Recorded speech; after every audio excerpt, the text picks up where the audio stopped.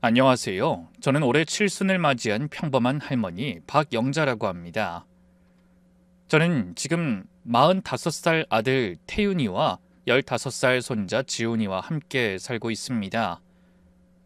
일찍 사별한 남편과 사고로 죽은 며느리 대신 아들과 손자를 돌보며 살고 있죠.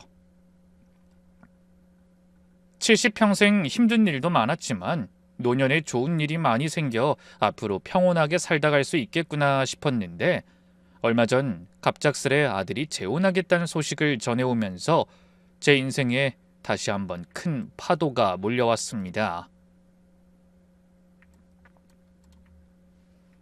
그러고 보니 16년 전 첫 며느리 때도 아들은 급하게 여자를 데려왔었어요. 엄마, 소개할 사람 있어요. 하나뿐인 아들이 20대 중후반쯤 되어 보이는 예쁜 아가씨를 데려왔을 때 저는 기뻤습니다. 까무잡잡한 피부에 단정한 인상, 수줍은 듯 고개를 숙인 모습이 참 얌전해 보였거든요. 어머님, 처음 뵙겠습니다. 윤서희라고 합니다. 어머, 그래요.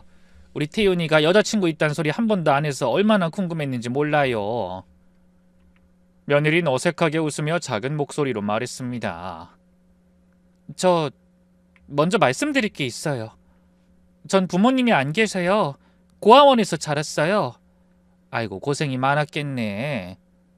전 며느리가 불쌍하다는 생각이 들었습니다. 의지할 곳 하나 없이 세상을 살아왔다니 그래서 더 따뜻하게 대해주고 싶었습니다. 엄마, 저희 결혼하려고요. 뭐? 벌써? 아니, 사귄 지 얼마나 됐다고? 반년 됐어요. 그리고 서희가 임신했어요. 그 말에 저는 깜짝 놀랐습니다. 하지만 동시에 기뻤어요. 우리 집안은 대대로 손이 귀했거든요. 시아버지도 외아들, 남편도 외아들, 아들 태윤이도 외아들이었습니다. 진짜야? 아이고, 우리 태윤이가 장가도 가고 애 아빠도 되고. 어머, 서희야, 몸은 괜찮아? 입덧은 안 해? 괜찮아요, 어머님. 아직 2달밖에 안 돼서. 며느린 배를 쓸며 미소 지었습니다. 저는 그 모습이 너무 예뻐 보였어요. 그래, 빨리 결혼 준비하자. 우리 손주 태어나기 전에 혼인신고부터 해야지. 당시 남편은 작은 건설회사를 운영하고 있었고 회사가 잘 되고 있어서 어느 정도 여유가 있었습니다.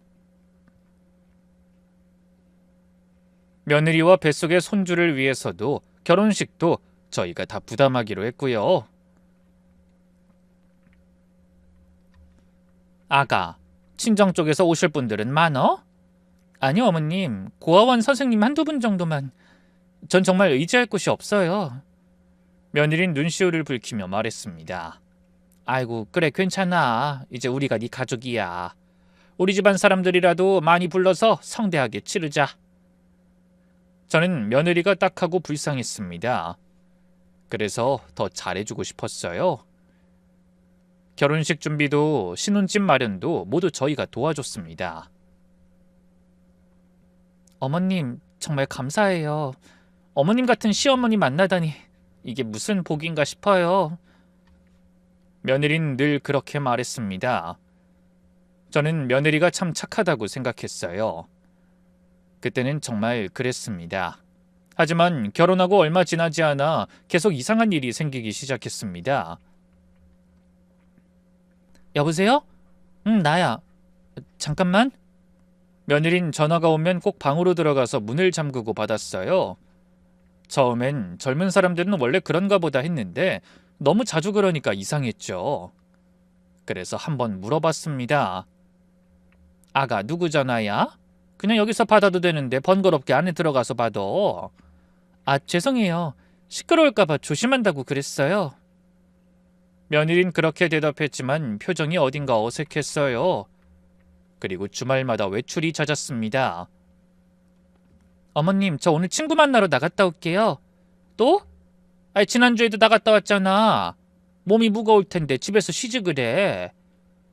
괜찮아요. 오래 앉아있으면 다 안 좋대요. 며느린 배가 불러오는데도 매주 외출을 했습니다. 어디 가는지 물어봐도 친구 만나요 하는 대답뿐이었어요.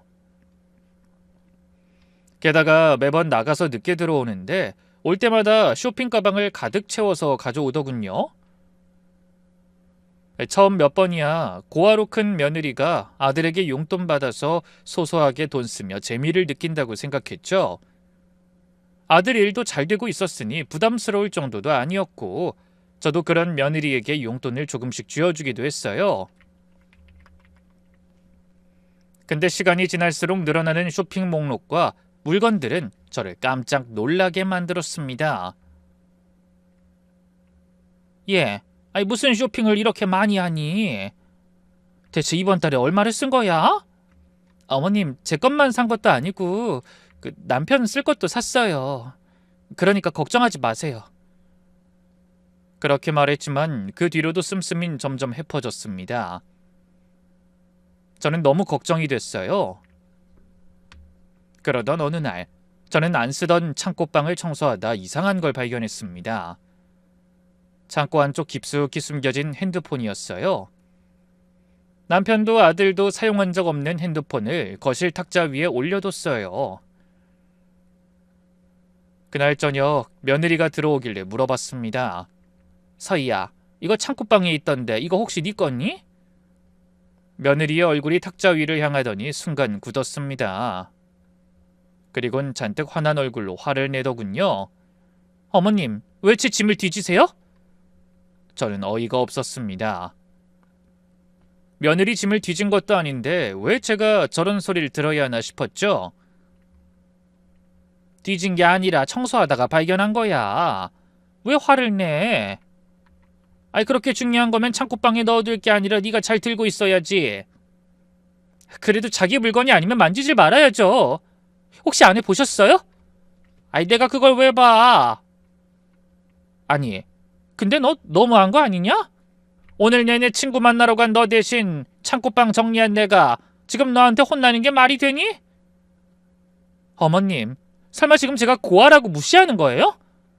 저 같은 건 늘 자격도 없고 그냥 시댁에서 일만 하고 애만 낳으라는 거냐고요? 며느리는 억울하다는 목소리로 높였습니다. 내가 언제 그런 말을 했어? 네가 안 해서 내가 다 하는데 그건 내가 할 말 아니냐? 네가 날 무시하는 거겠지. 제가 그렇게 말하자 며느리는 울면서 방으로 들어가 문을 쾅 닫아버렸습니다. 저는 당황스러웠어요. 화를 낼 사람은 제가 아닌가요? 솔직히 며느리 반응이 너무 과하다는 생각도 들었습니다. 그날 저녁 아들이 퇴근하자 며느리는 울면서 아들에게 매달렸어요.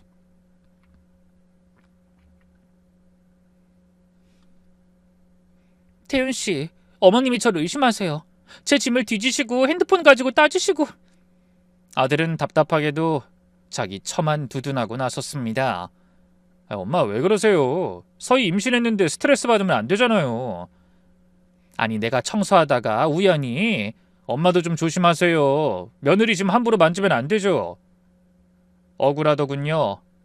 진짜 할 수만 있다면 아들에게 그 장면을 모조리 보여주고 싶었어요. 하지만 아들이 워낙 강경해서 더 이상 따지지 못했죠. 저는 서운했지만 참았어요. 임신한 며느리에게 상처를 주고 싶진 않았으니까요. 하지만 그로부터 얼마 지나지 않아 우리 집안엔 큰 불행이 찾아왔습니다. 남편이 갑자기 쓰러진 겁니다. 여보, 여보! 남편은 회사에서 심근경색으로 쓰러졌고 병원으로 옮겨졌지만 결국 숨을 거두고 말았습니다. 너무 갑작스러운 일이었어요. 아버지, 아버지! 아들은 아버지 빈소 앞에서 하염없이 울었습니다. 며느리는 아이를 품고 있었으니 장례식장에는 부르지 않았습니다. 만삭의 장례식장이라니. 그러다 손주랑 며느리까지 잘못될까봐 오지 말라고 했어요. 그렇게 빈소를 지키고 3일 만에 집으로 향했는데 집에 들어서서 깜짝 놀라고 말았습니다. 며느리가 그새 출산을 했더군요.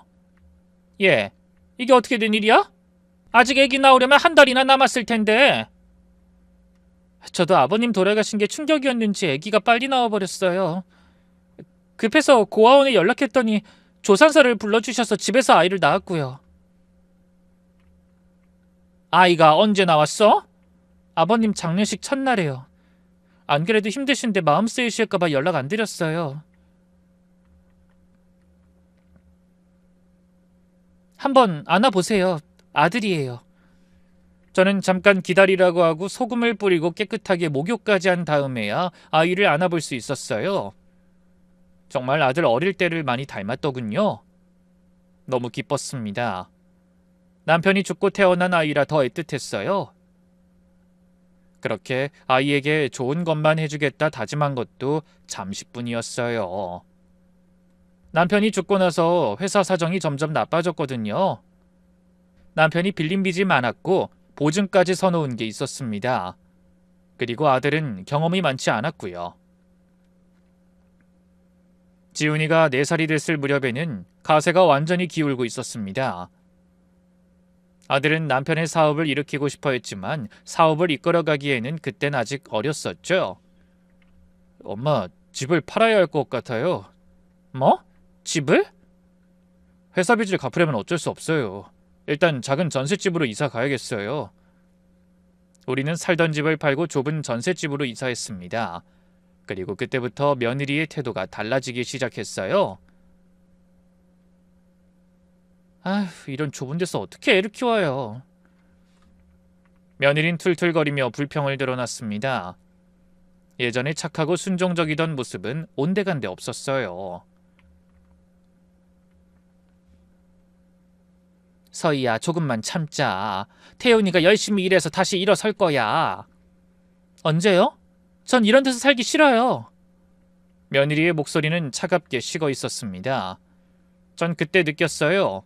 이게 며느리의 본 모습이라고 말입니다. 그 후로 1년, 손자가 5살이 되는 동안 우리 집안 형편은 계속 나빠졌고 며느린 점점 더 노골적으로 우리를 무시하기 시작했습니다. 그러나 문제는 다른 곳에서 피어나고 있었습니다. 지훈아, 엄마한테 와봐. 싫어. 할머니가 더 좋아. 5살 지훈인 엄마보다 저를 더 따랐습니다. 그럴 때마다 며느린 뿔난 목소리로 제 탓하기에 바빴습니다. 어머님이 애를 버릇없이 키우시네요. 아니, 내가 뭘 어쨌다고 그래. 애가 엄마보다 할머니한테 더 붙는 게 어째서 내 탓이냐. 네가 잘해줬으면 애가 할머니만 찾겠니? 왜 다 제 탓이죠? 어머님 진짜 너무하시네요. 며느린 소리를 지르며 나가버렸습니다.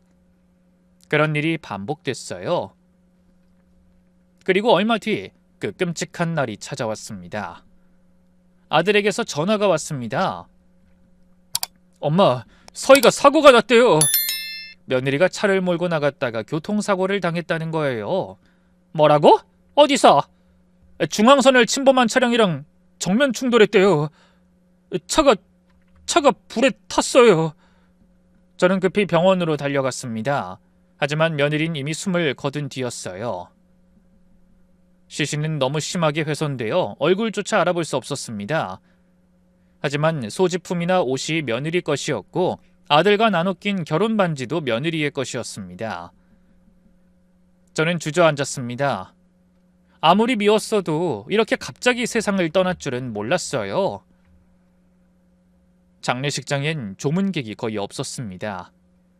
며느리 친구나 고아원 관계자 그 누구도 오지 않았어요. 지훈아, 네 엄마가 하늘나라에 갔어. 아들은 5살 아들을 안고 오열했습니다. 하지만 지훈이 눈물 한 방울 흘리지 않았어요. 그저 멍하니 영정사진을 바라볼 뿐이었습니다. 지훈아, 울어도 돼. 슬프고 힘들면 울어도 돼. 할머니. 지훈이는 저를 꼭 안으며 작은 목소리로 말했습니다. 전 할머니만 있으면 돼요. 엄만 싫어요. 그 말에 저는 가슴이 철렁했어요. 5살짜리 아이가 엄마의 죽음 앞에서 눈물 한 방울 흘리지 않다니. 대체 며느리가 이 아이한테 뭘 한 거지? 장례를 치르는 3일 동안 지훈이는 단 한 번도 울지 않았습니다. 그저 제 곁에만 붙어 있었어요. 전 그때 어렴풋이 느꼈습니다. 며느리가 지훈이를 제대로 사랑하지 않았다는 걸. 아니, 어쩌면 학대했을지도 모른다는 생각이 들었어요. 장례를 치르고 며느리의 방을 정리하던 날, 저는 더욱 충격적인 것들을 발견했습니다. 며느리가 사용하던 옷장에서 없어진 것들이 몇 가지 있었어요. 바로 제가 손자 태어났을 때 사준 금목걸이와 결혼할 때 준 폐물들이 감쪽같이 사라져 있었습니다. 그건 그냥 생활이 팍팍해서 팔았었나 보다 싶었어요. 근데 그 뒤에 드러난 것들은 감히 예상하기도 힘든 것들이었어요. 며느리 이름으로 들어놓은 보험들이 싹 다 해지가 돼서 사라져 있더군요.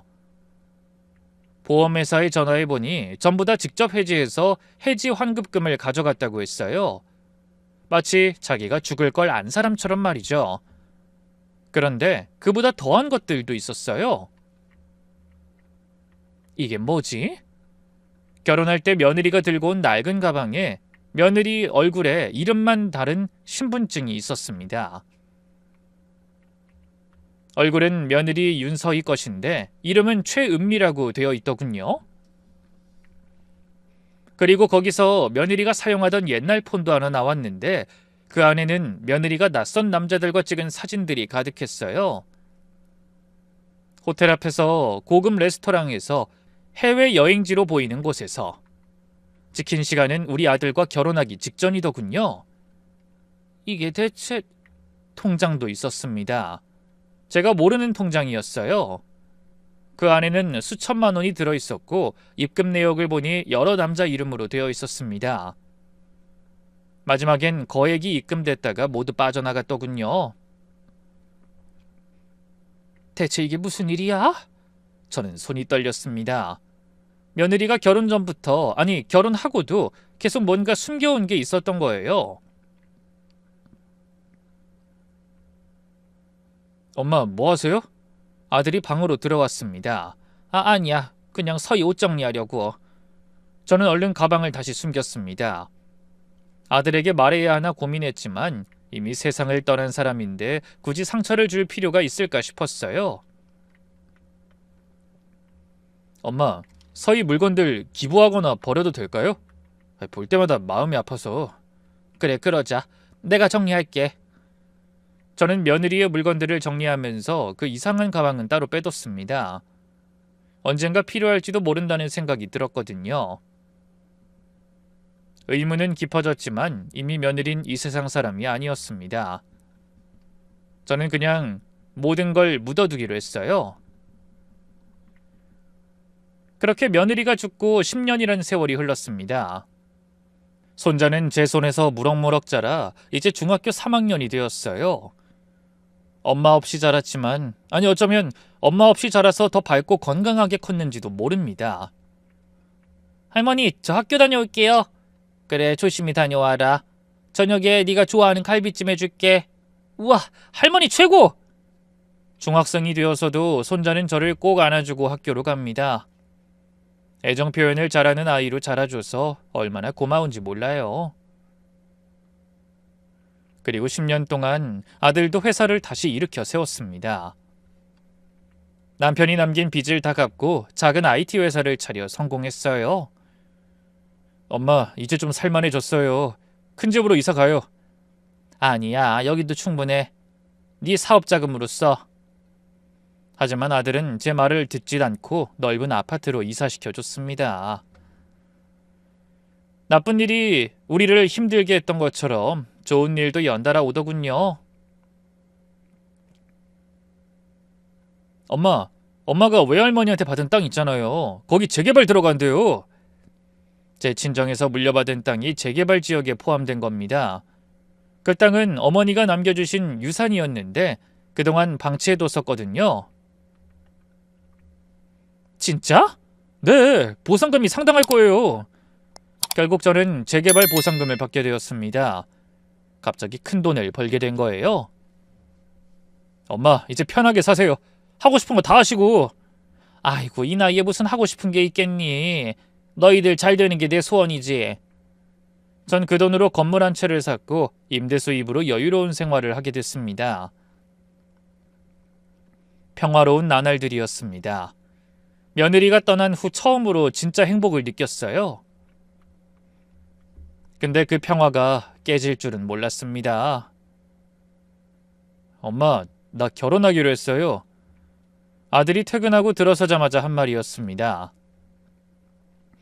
16년 전 첫 며느리를 소개해 줄 때도 아들은 지금처럼 갑작스러웠습니다.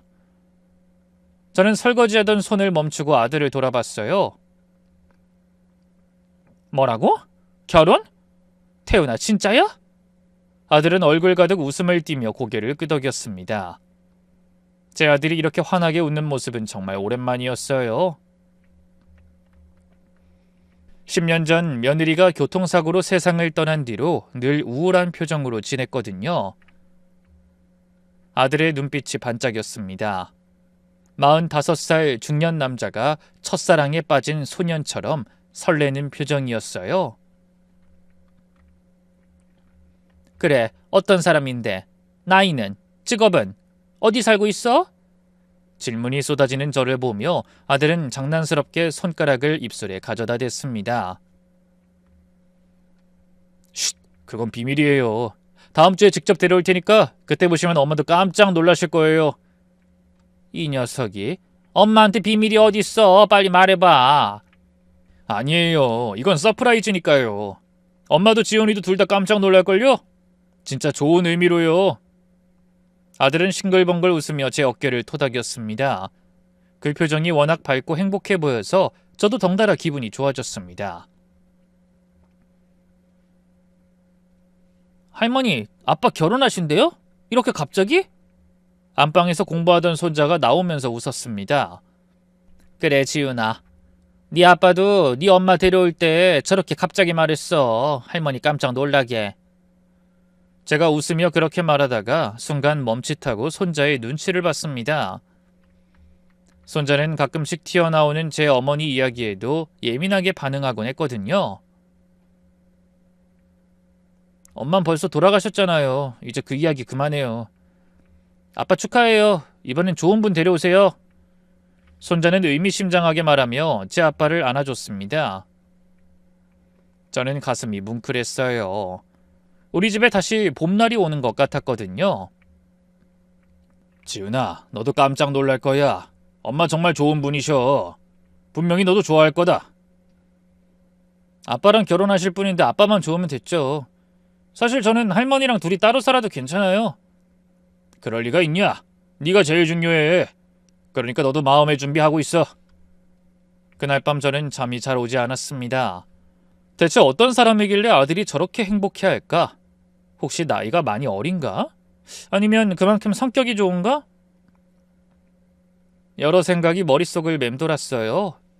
그러다 제가 뭐라고 이런 걱정을 하나 싶었어요.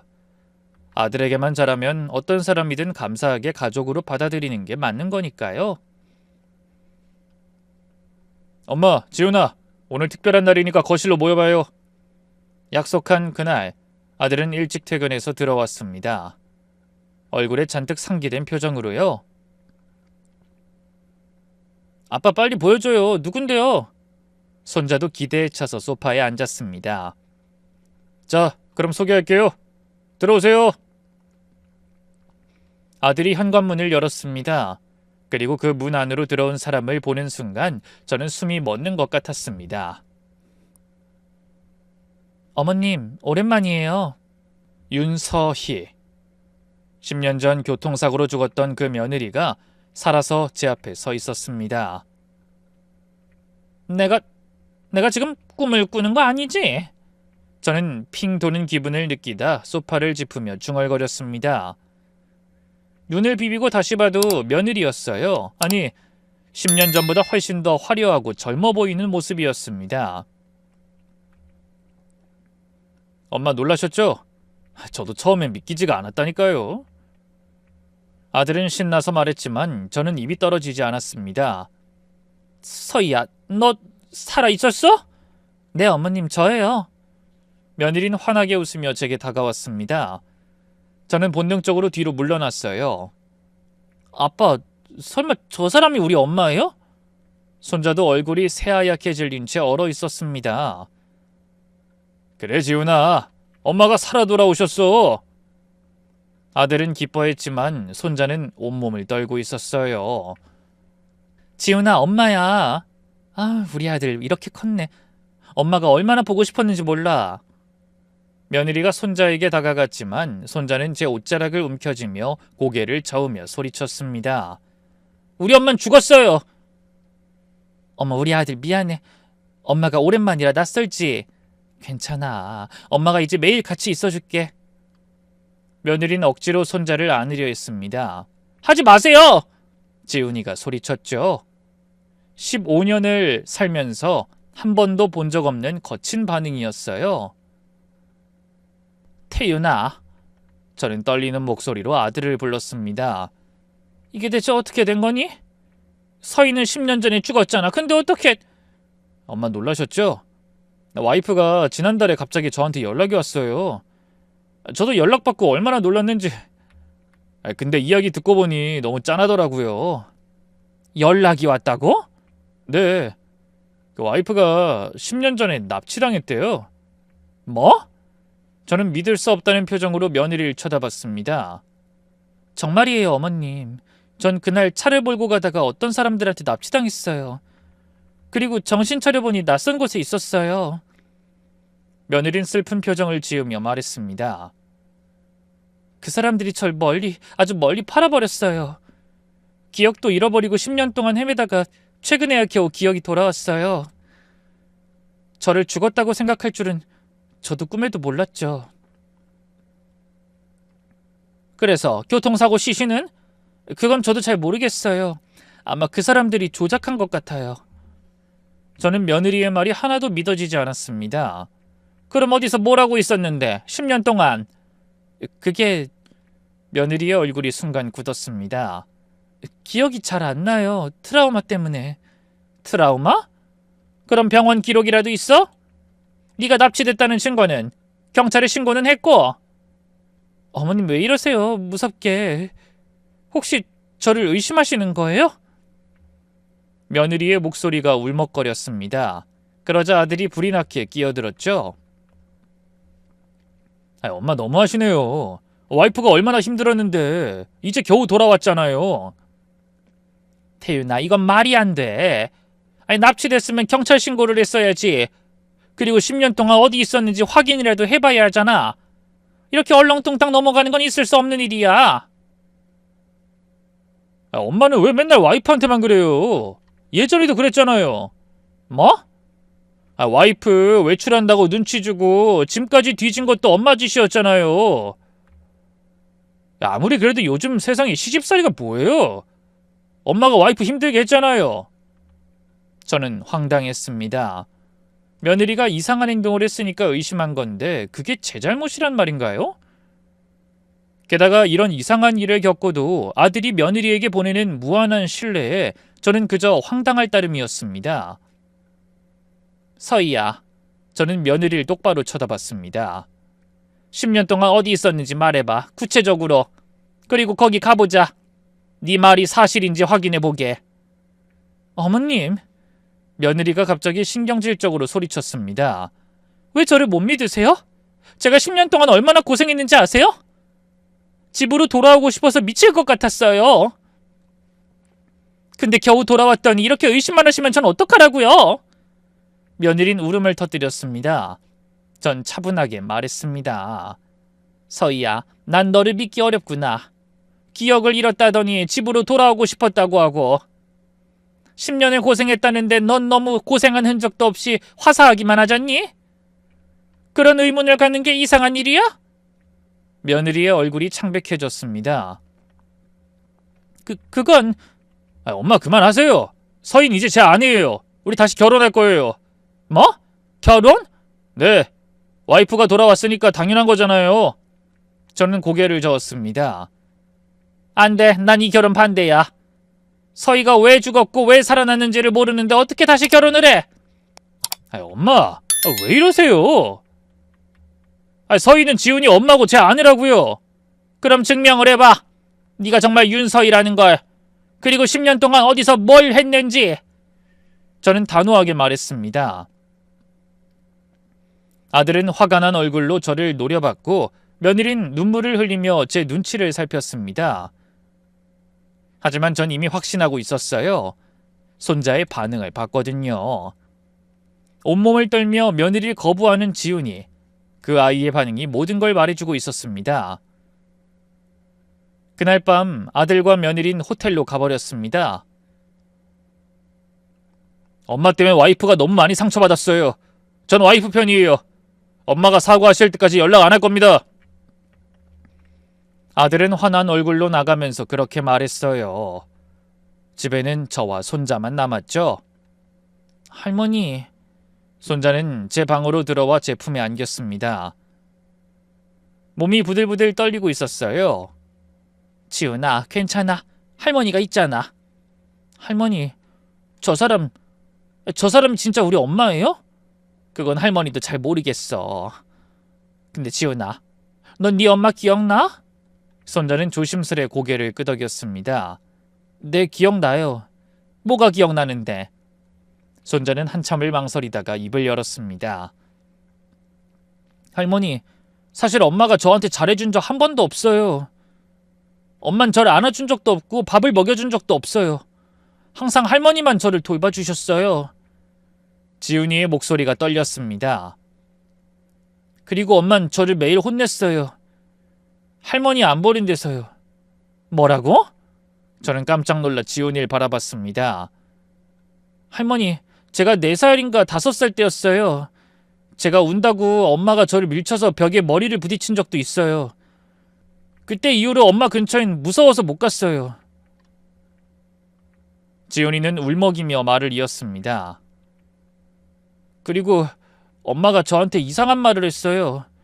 넌 내가 낳은 자식이 아니야. 그냥 돈 받고 맡은 거야. 라고. 제 기억이 잘못된 걸까요?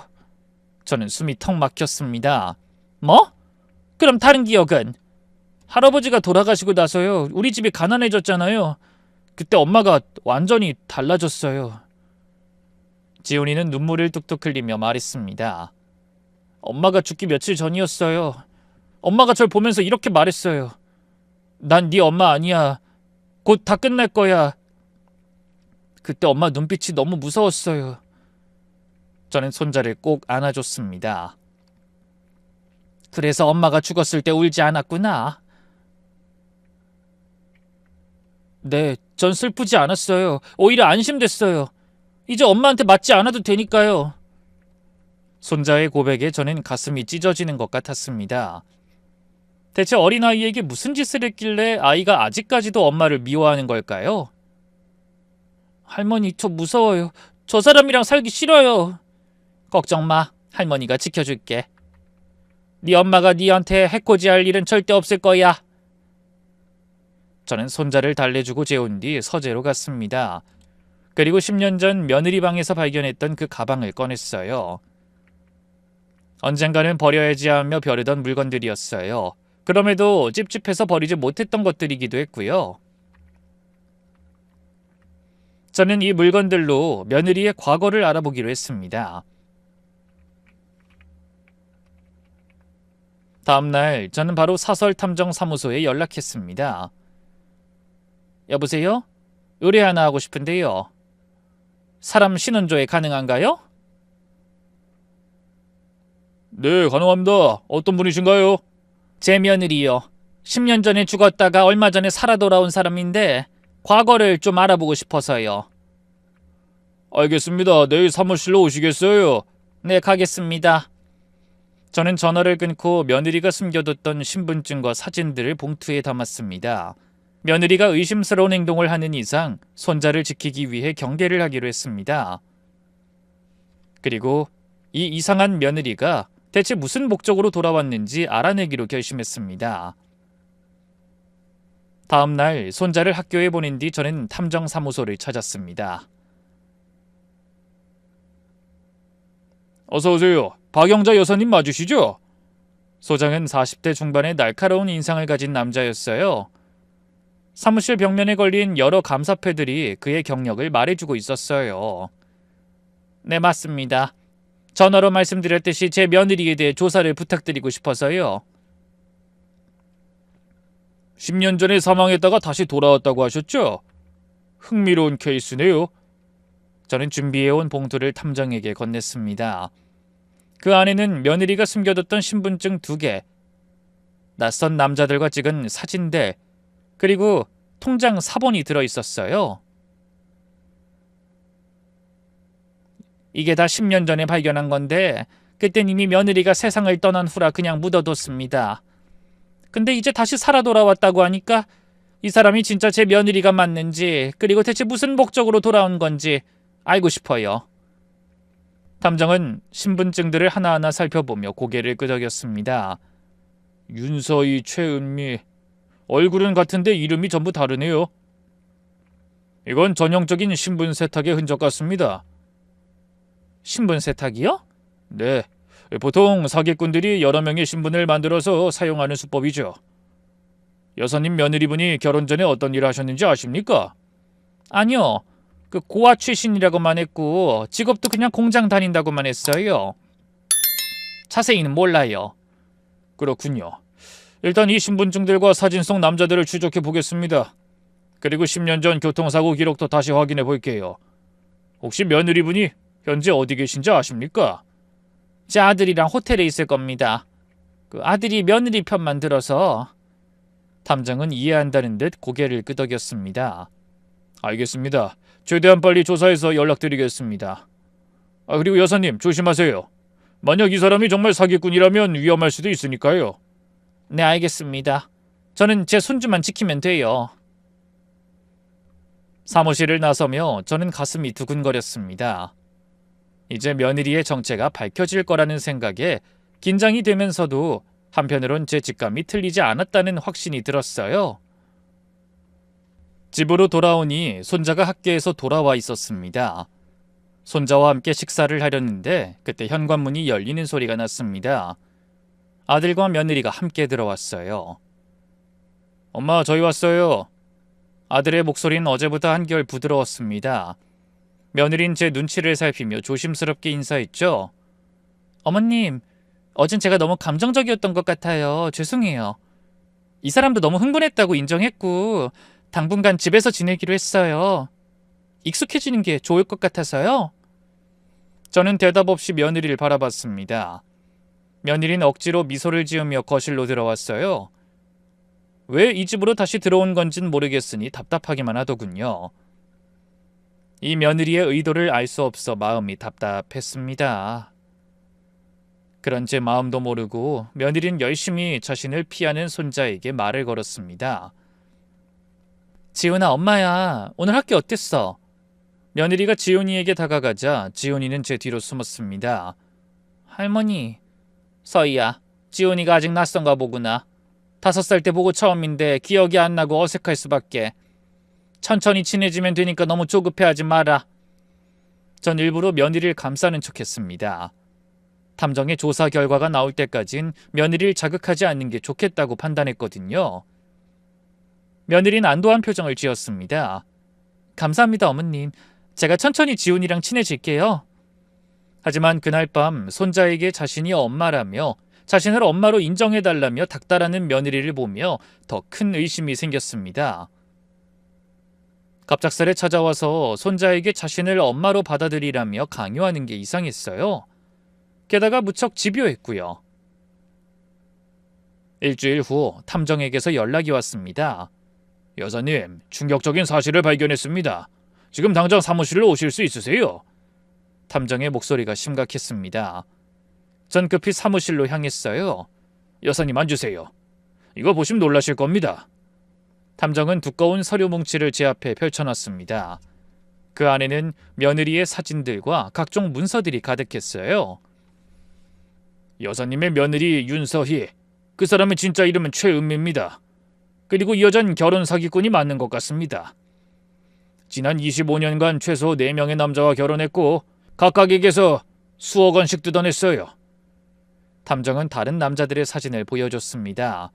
이 사람들이 전부 피해자들입니다. 모두 최은미에게 속아서 결혼했다 재산을 빼앗기고 버림받았죠. 2명은 파산해서 지금도 빚에 허덕이고 있습니다.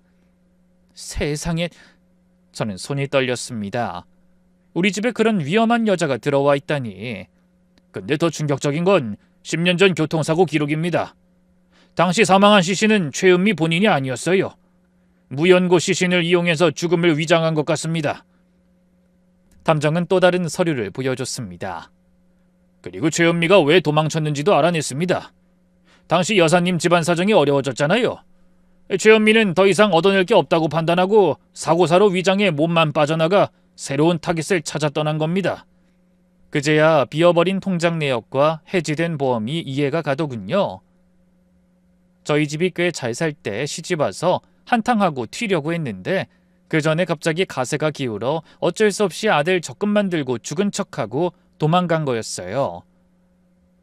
저는 분노로 몸이 부들부들 떨렸습니다. 그럼 지난 10년간 어디서 뭘 한 거죠? 제주도에서 다른 이름으로 살면서 또 다른 남자를 속였습니다. 그 남자는 호텔 사업가였는데 최은미한테 속아서 20억을 날렸어요. 그 남자도 지금 최은미를 필사적으로 찾고 있다고 합니다. 저는 온몸에 소름이 돋았습니다. 그럼 이번에 왜 저희 집으로 돌아온 건가요? 도망갔으면 그냥 다른 사람이나 찾지. 이건 제 개인적인 의견입니다만 여사님이 재개발 보상금을 받았다는 이야기를 들은 것 같습니다. 아니면 이미 여사님의 재산에 대해 잘 알고 있었던 건지도 모르죠. 어쨌든 그 보상금을 노리고 다시 돌아온 걸 겁니다. 며느리 입장이면 여사님 재산 일부를 요구할 수 있다고 판단한 거예요. 저는 분노가 치밀어 올랐습니다. 아들과 손주를 버리고 도망갔던 여자가 돈 때문에 다시 돌아왔다니. 그런데 다시 탐정의 표정이 심각해졌습니다. 사실 최은미가 자기 아들까지 데려가려는 것 같습니다. 양육권을 주장해서 양육비를 받아낼 계획 같거든요.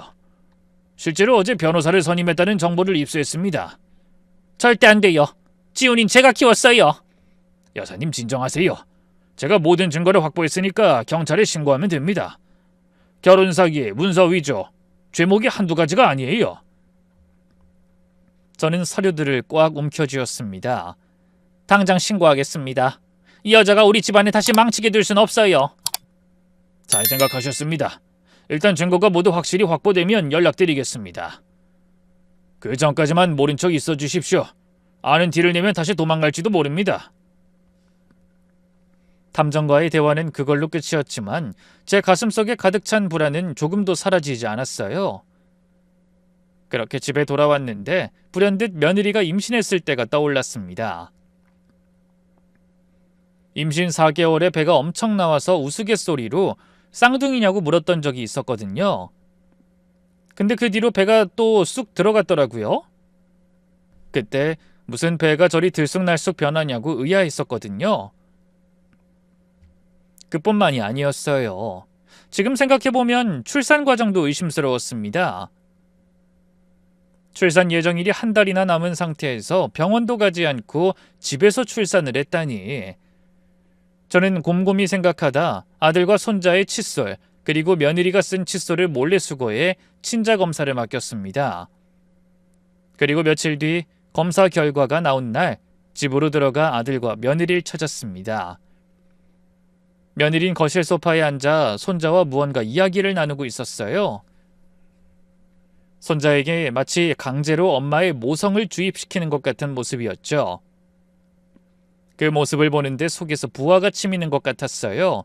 하지만 참았습니다. 어머님 다녀오셨어요? 며느리는 예전과 달리 공손하게 인사했습니다. 아마 저를 안심시키려는 것 같았어요. 그리고 제 환심도 사고 싶은 모양이었죠. 제 재산이 욕심나서 다시 왔다니 다행이기도 했습니다. 제가 안 준다면 끝이니까요. 태우나 서희야, 할 이야기가 있어. 둘 다 앉아봐. 두 사람은 내심 기대하는 눈치였습니다. 제가 결혼 허락을 해줄 거라 생각한 모양이었어요. 그런 두 사람에게 잘 보이도록 준비해온 서류 뭉치를 테이블 위에 올려놨습니다. 이게 뭐예요, 엄마? 내가 조사한 내용이다.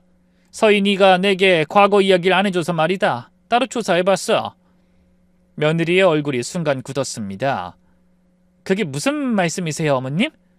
윤서희, 아니, 최은미 씨, 당신 진짜 나이 50살이지? 며느리가 갑자기 벌떡 일어섰습니다. 엄마 갑자기 무슨 소리예요? 아들은 당황한 표정이었습니다. 다른 사람 신분으로 결혼하고 헤어지면서 돈 뜯어가는 게 당신이 하는 일이잖아. 안 그래? 저는 탐정이 준비한 증거 사진들을 하나씩 펼쳐놨습니다. 조사해준 사람이 얼마나 꼼꼼한지 다 찾아왔던데. 그리고 10년 전 교통사고도 조작했지.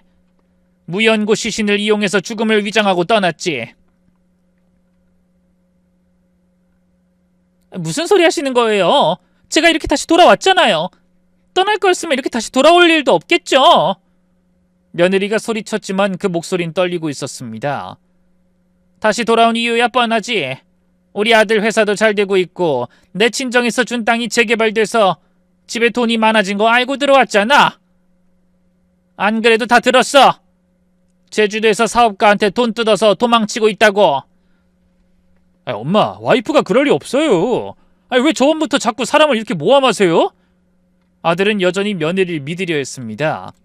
너야말로 뭐하는 짓이야? 네 눈엔 겁에 질린 네 아들 얼굴도 안 보여? 저 여자가 자식한테 무슨 짓을 했길래 애가 엄마라면 진저리를 치고 싫다고 거부하는지 알긴 아냐고. 네? 그게 무슨 말이에요? 이 사람이 지훈이랑 가까워지려고 얼마나 노력 중인데. 아들을 생각하는 거였으면 천천히 시간을 둬가며 친해지면 될 일이지. 애를 저렇게 쏘아서 단시간에 제 편을 만들려는 게 무슨 노력이야? 내 눈엔 그저 자식 새끼 방패막이로 앞세울 것처럼 보이는데. 무슨 방패막이요? 지훈이 그냥 저희 부부 아들인 거잖아요.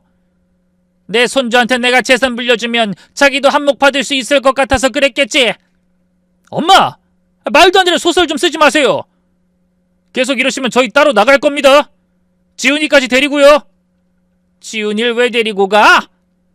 어머님, 애는 엄마 아빠랑 같이 있어야 건강하게 크는 법이에요. 그리고 제가 낳았으니 제가 데리고 가는 게 맞죠?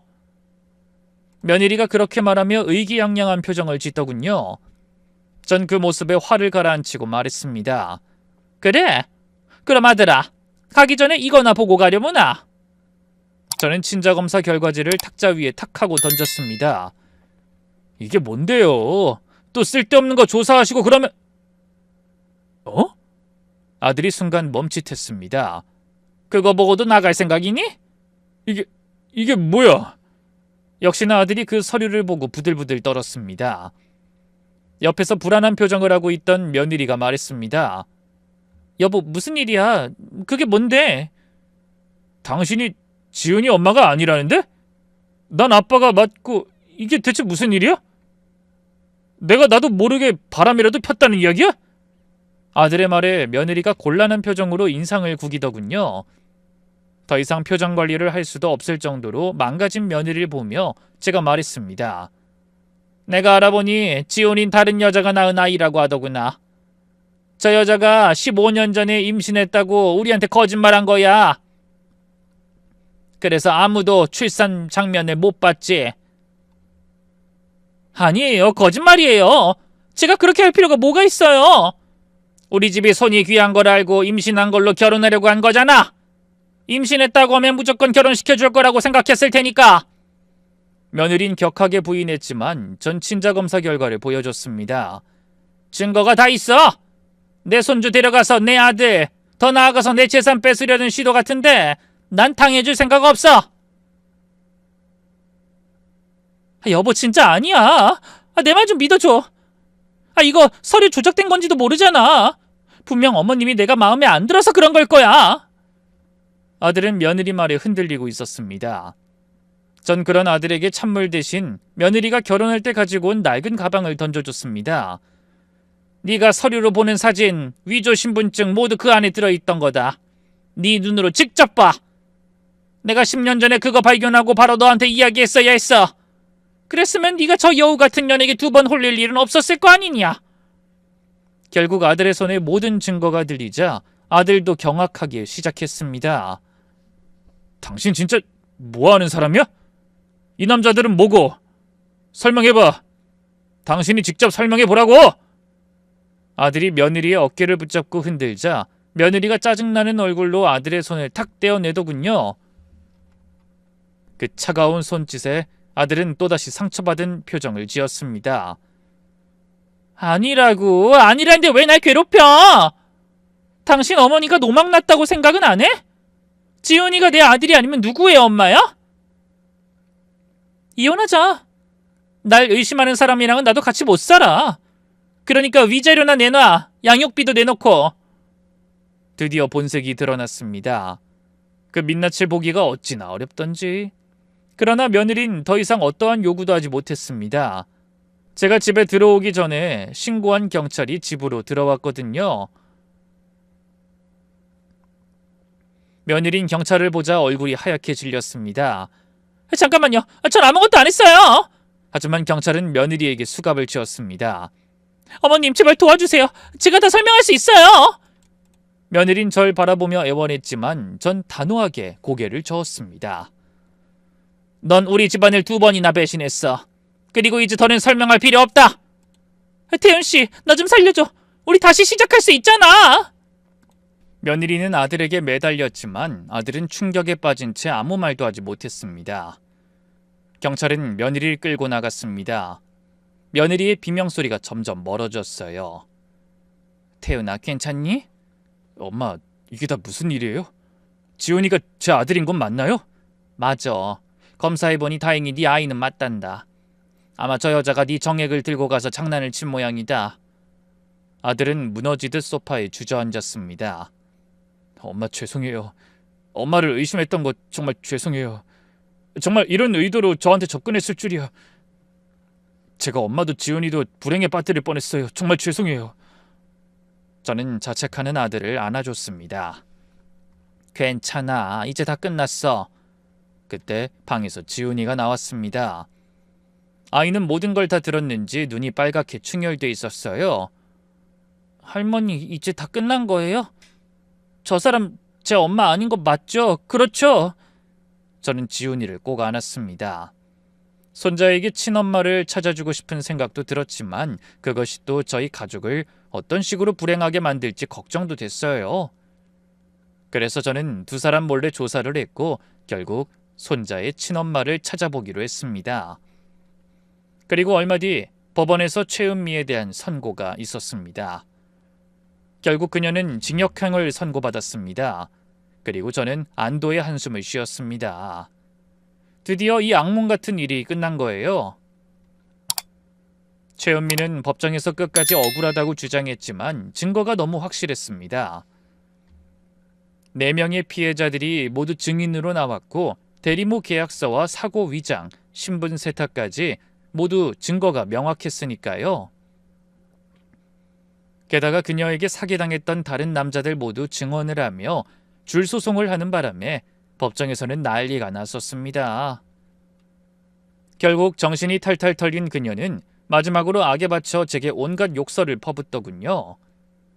이 노망난 할망구, 네가 다 불러들였지. 내가 이대로 넘어갈 줄 알아? 나가서 복수할 거야. 살아있으면 당신도 당신 아들도 당신 손주도 다 나한테 죽을 줄 알아. 어르신한테 손 하나 까딱하지 마. 어차피 너 나한테서 가져간 돈 다 갚기 전엔 나 절대로 너 그냥 안 놔둬.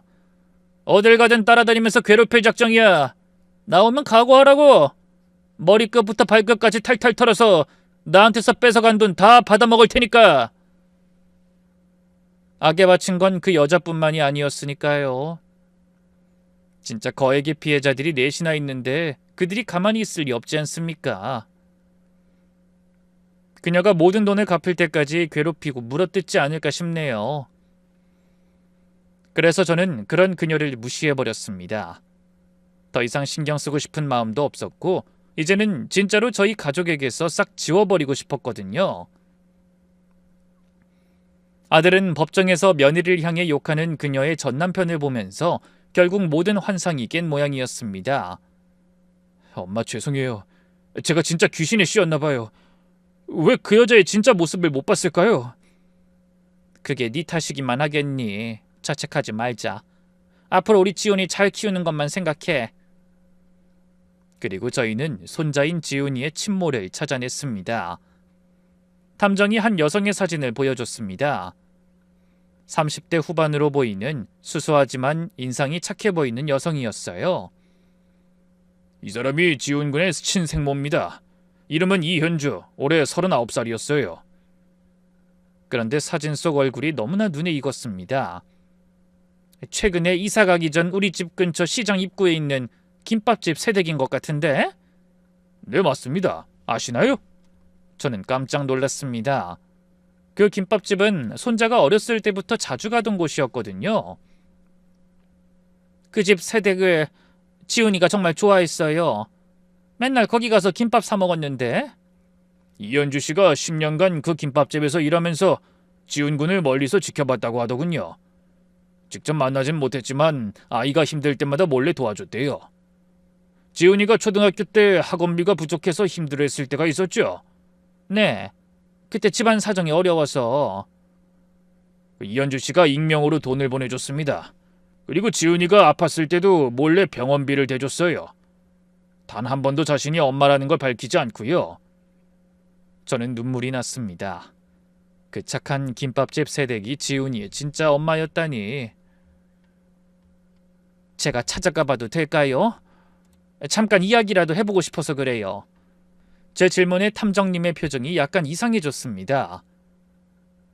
죄송하지만 찾아가셔도 못 만나실 겁니다. 얼마 전에 췌장암으로 사망하셔서. 그 말을 듣는 순간 숨이 턱 막히는 기분이 들었습니다. 아이의 친모가 사망했다는 이야기에 충격을 받았어요. 제가 탐문하면서 이야기를 들었는데 이현주 씨가 천의 고아였다고 합니다. 그래서 어릴 때부터 돈 때문에 고생을 많이 해서 이것저것 안 해본 일이 없을 정도로 힘들게 살았다고 해요. 아마 그 과정에서 불법 대리모 시술을 최은미에게 부탁받은 거라고 합니다. 그 이야기를 듣는데 지훈이와 친모의 운명이 어찌나 기구한지 최은미라는 나쁜 여자 하나 때문에 천륜의 정이 끊겨 먼 발치에서만 바라봐야 했던 친모나 어머니라고 생각했던 여자에게 사랑받지 못하고 큰 제 손자나 참으로 슬펐습니다. 손자가 상처받을까봐 지금 당장은 말할 수 없지만 아이가 크고 나면 친모에 대해 이야기해줄 생각입니다. 친엄마가 자신을 무척이나 사랑했었고 염려했었다는 말을 들으면 결핍된 그 아이의 애정도 조금은 채워질지도 모르죠. 죽은 줄 알았던 며느리 하나 때문에 너무도 많은 일이 밝혀지고 드러나게 됐어요. 이제 더 이상 제 앞날에 이런 파란만장한 일은 없었으면 하는 바람입니다. 그럼에도 이 일로 인해 저희 셋이 진짜 가족이 되었다는 건 부인할 수 없네요. 그리고 다시 한번 절실히 깨달았습니다. 나쁜 사람은 결국 벌을 받고 착한 사람에겐 행복이 찾아온다는 것을. 오늘도 우리 가족은 행복합니다.